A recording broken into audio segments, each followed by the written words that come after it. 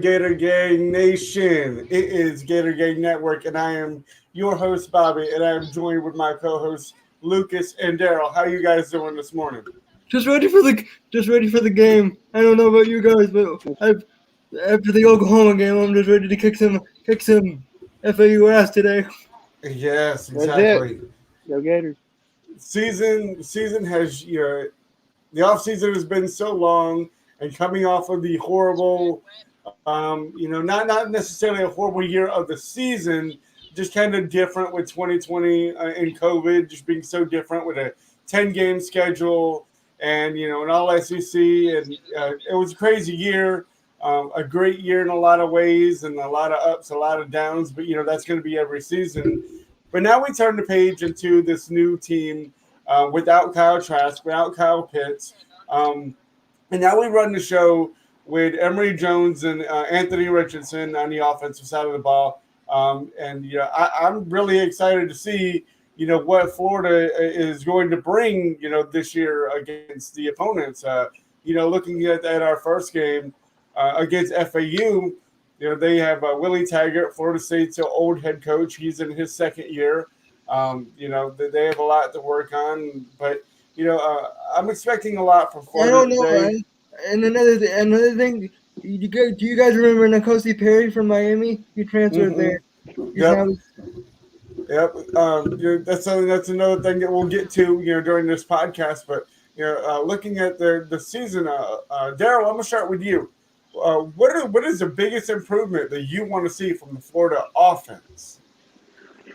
Um, Offensively, I think we have to get better at controlling the line of scrimmage and getting that run game going, which I do believe we will have the pieces to do so.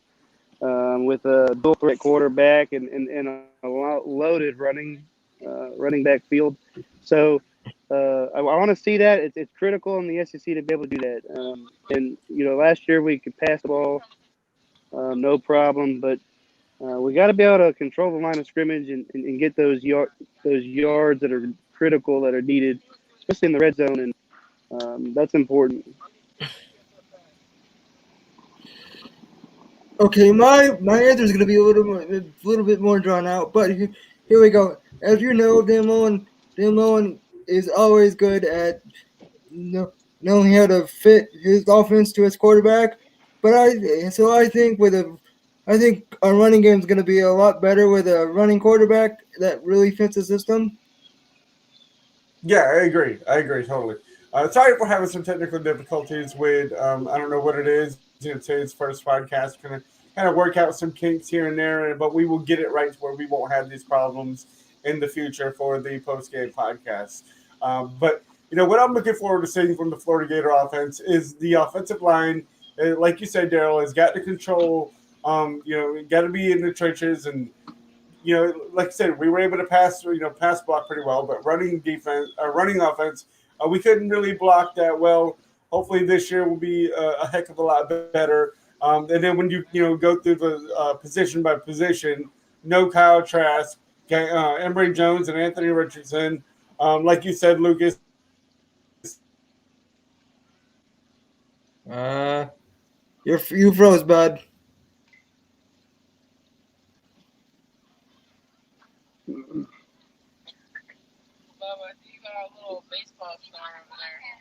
All right, I think we lost Bobby.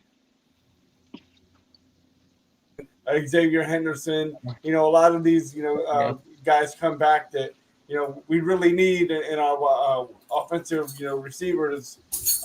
But I'm excited to see what it's going to look like. I'm going to change it to the defensive side of the ball. Lucas, I'm going to start with you. What do you want to see better on the defensive side of the ball? Okay, this one I could go many directions, but I'm going to go with the secondary play because our secondary was horrible last year with the capital H. Yes. One of the worst in defenses that we've had in UF history. And yes, you heard that right. And UF history. It wasn't a good look I on am. defense. Just for context, we've been playing football since 1906, and Yes. I don't know if it was history, but we did have a losing season one year, so I can't say it was the worst. But yes, the secondary has to improve, hands down, and I do believe that the pieces are there for Florida to do it this year. I do believe. Okay, hold on. Uh, Hey, hey. we have our special guest here. Justin Smith is with us. Can you hear us, buddy? Yes, I can hear you. Do you hear me? Yes, Yeah, we we yes can we hear can. you. Yes, we can. Welcome Great. to welcome to the show. Good to have you a part of the show. We're right now we're in the middle of talking about what we expect from the offense and what we're expecting from the defense. Let me get your take on what are you looking forward to for the defense? The Florida defense. Yes. By the way, I'm working to get my cam working, so I'll be able to do that in a few minutes. But for the Gator defense, I just want to see our secondary put it together. I'm excited to see Avery Helm get the start. I know that Jason Marshall will also get a ton of playing time in the game as well. I mean, how can he not get playing time coming off of a great high school career and the 5-star rating? Jason Marshall looks to be a beast at cornerback. He has all the right attributes, the height, the weight. He already, I mean, heck, he has skill that already looks to bode well for the NFL. So I'm excited to see him on the field. But it all comes down to Trey Dean. Trey Dean needs to step up not only as a player but also as a leader. It's very important that he takes control of the back end of the secondary, not only in terms of the pass game, but also making sure a 10-yard run doesn't become a 20-yard run. Now, I don't anticipate the Florida defense struggling against an embattled FAU run game. But it's still very important to realize that um, the secondary is their last line of defense. So I really hope to see the Gators really step it up in the secondary department and the reason why I say that is, of course, the front seven needs to look good.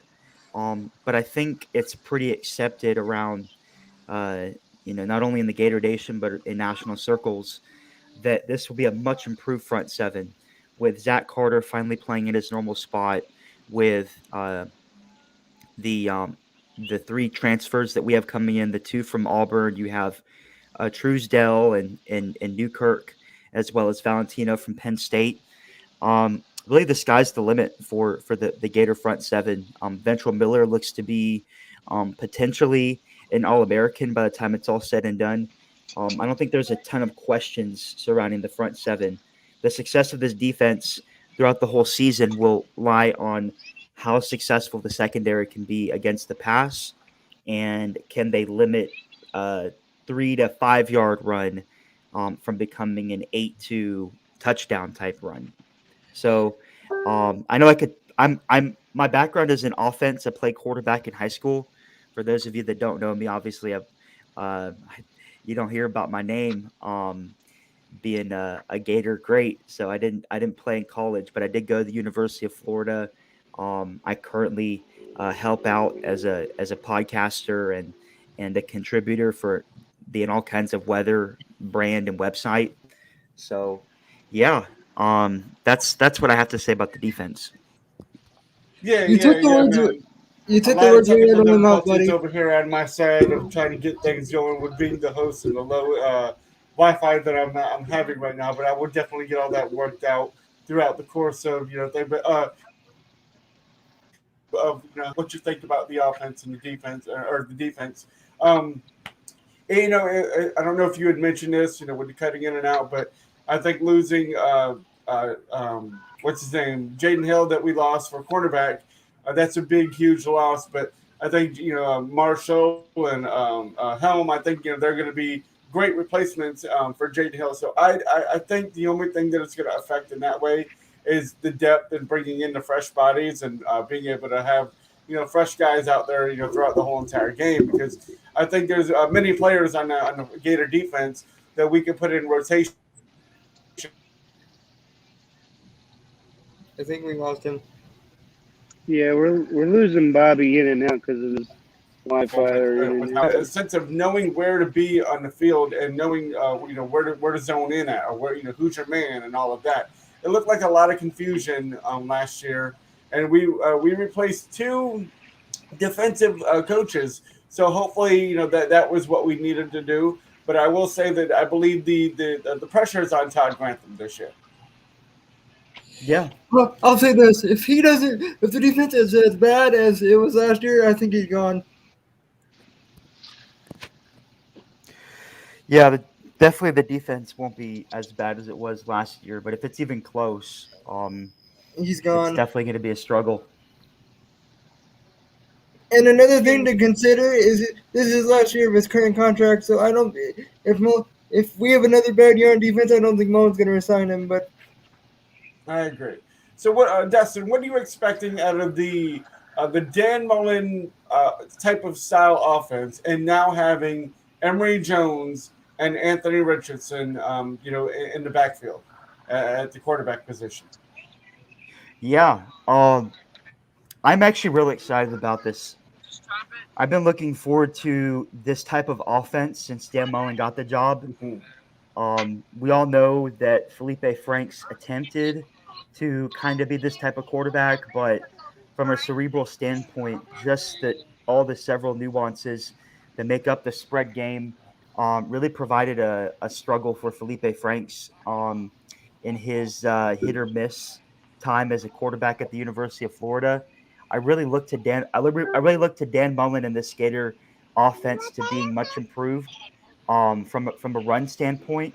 Obviously, we saw several times what Emery could do last year, and even the year prior and the years prior, what he could do in terms of running the ball.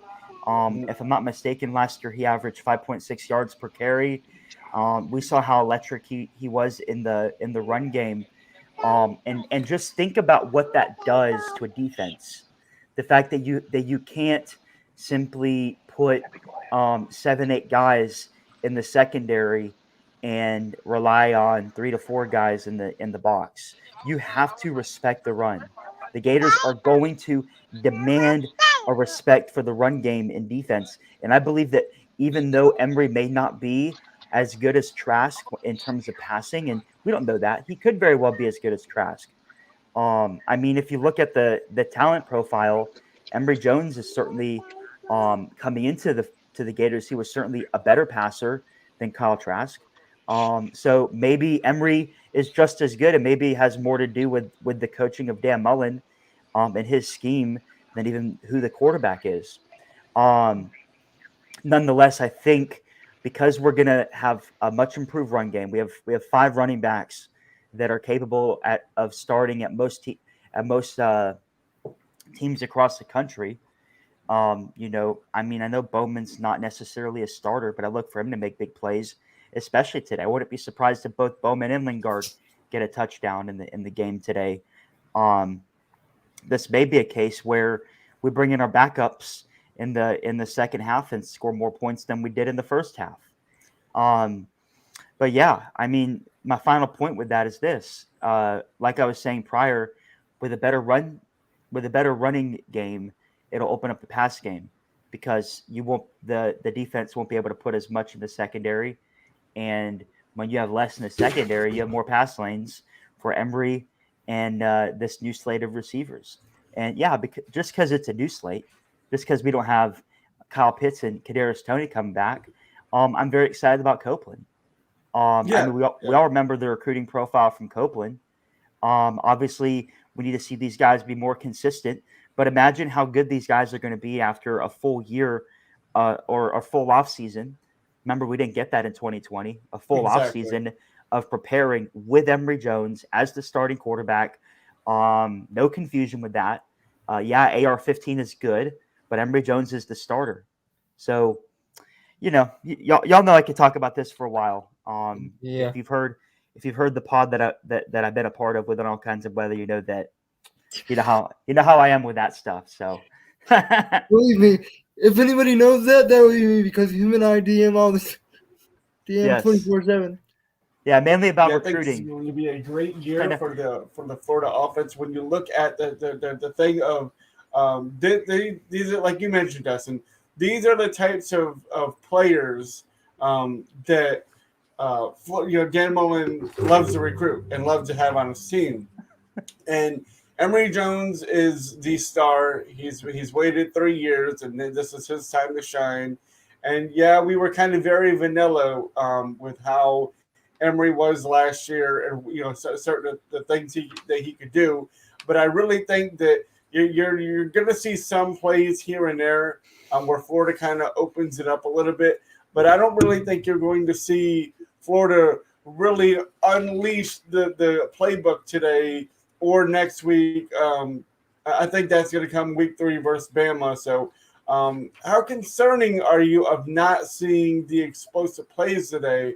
But I think they'll be there because we should be able to do this because FAU, they were 51st in rushing defense last year.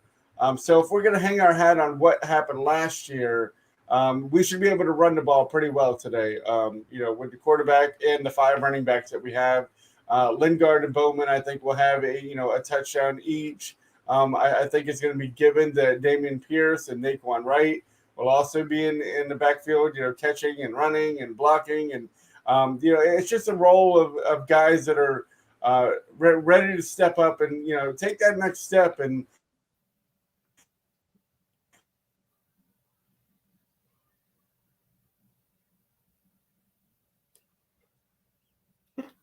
we lost the last game for Florida, and to get back there this year.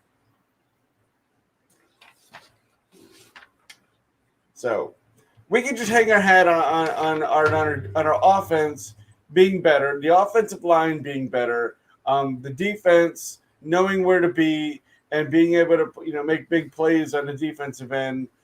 So we'll see what the season brings. Starting off with tonight, 7:30 SEC Network against FAU. Yeah, absolutely. I got another special guest in the house. Oh, absolutely. little You know what? dog. Let me bring this away so you can see him a little bit. Oh, there he is. There he is. There's a gator dog right there. Yeah. I'm not sure if you see his collar, but he's not wearing the gator collar today. We got to get that on him. Okay, got to get the gator collar on him before we kick off. Yeah, he has a gator leash though, so he's big time. So we actually got him while I was still at University of Florida College. So he's definitely a gator dog. In fact, he was actually in a dog stroller while we were in the swamp when we saw the Gators defeat LSU. So just to kind of give you the story real quick, Florida played LSU that year. The hurricane came through, but the game was relocated to Baton Rouge, right?